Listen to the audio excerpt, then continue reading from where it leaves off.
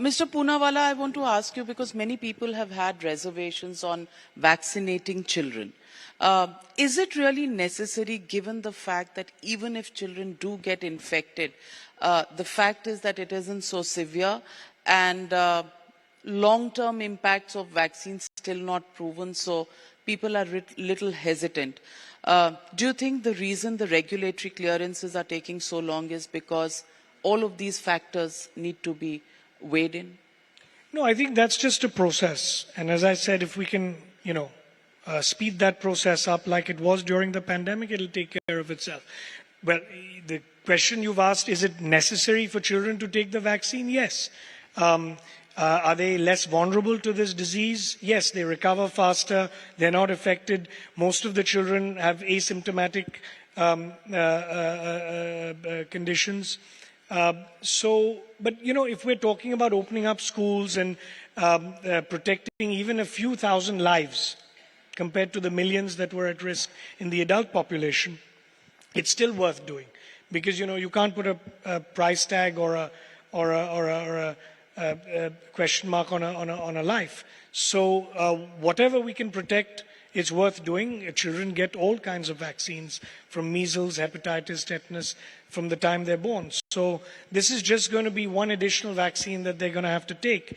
For example, pneumonia is a major killer in children under the age of 5. So we've got a vaccine for that, which we launched in 2019. So this will probably be just one more that all children will have to take in a routine immunization program going forward. How far are we away from having this vaccine as part of the regular vaccination schedule for children and for adults? I think that's again a decision that the experts will have to make. Maybe in a year's time they'll decide on that. Right now, if you look at the coverage that the children will also get if we vaccinate them this year, then there's a little gap that there'll probably be before it's put into the universal immunization program. I think the health ministry is thinking about that, but hasn't decided anything on that yet. Mr. Adar Poonawalla, till 10th of April, nearly 18 crore people were eligible for booster shots, and now over 94 crore people are eligible. Do you think the reason that we took so long to have this booster shot decision coming in is something to do with the supplies, or is it just business as usual decision making that took so long? No, there's been no issue on supplies. In fact, in December, on the 31st of December, I announced that I'm shutting down the production because we've got 200 million doses that we were producing on a monthly basis at that time, as stock. So I didn't know what to do with the product, so I had to tell them, shut down the production, otherwise it'll all expire. And that's why, we may even end up giving free doses as we come closer to expiry, because what are we to do with it?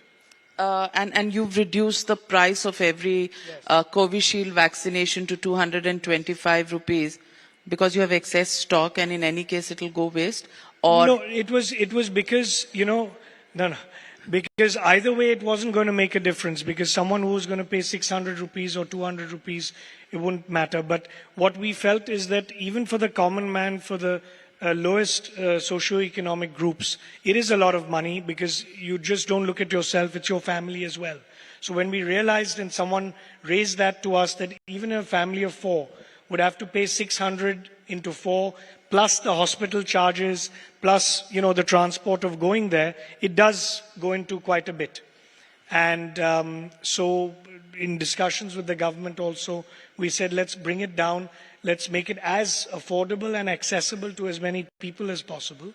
But that's also hardly made a difference, in the uptake, because a lot of people have now got what we call vaccine fatigue, COVID fatigue. Nobody wants to talk or listen to anyone about COVID anymore, and rightly so. We've all gone through hell. And then suddenly the numbers begin to creep up.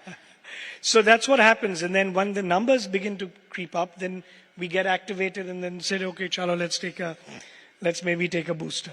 So do you think the booster decision was prodded along because numbers started to go up in China and other parts of the world. We almost became used to a life without masks again, and now masks are coming back into our lives in different states. Vaccinations will follow? Well, I think it's a combination of factors, yes, worldwide the cases are going up. You need also a vaccine to travel. You are seeing cases go up. So it's a combination of all these factors where now the emphasis on boosters may become a little more relevant than they were. And yes, with the gap being reduced also from 9 to 6 months, that's, in my opinion, the most important part that we need to focus on now. Mr. Adar Poonawalla, right now we are sitting at a stage in our country where things seem to be pretty much under control as far as the COVID situation is concerned. Can you share with our audiences today, I'm sure you've said this before, but in person, what was it like in those beginning months when you had bet on the Oxford University, the whole scientific process, waiting, producing, and wondering whether this would be a success? From a management perspective, was there a plan B? Were you only banking on a plan A to be successful? What were the thoughts in your mind and with the top-notch people in your group? Well, it was a time of huge uncertainty. Nobody knew what vaccines would work, which technologies would work. So we, in fact, bet on 3 or 4 different candidates: Novavax, the Oxford AstraZeneca, Codagenix, and some others.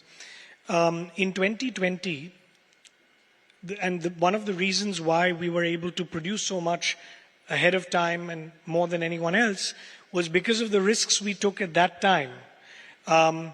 Building the capacity, buying the raw materials, flying down engineers when there were no flights available, doing all of that in 2020 helped us build those facilities. Now, it could have gone terribly wrong, and we put in a lot of our capital as well. We went to philanthropists like Bill Gates, and we raised capital as advances from other countries. We raised more than 10,000 crores between our capital and outside capital.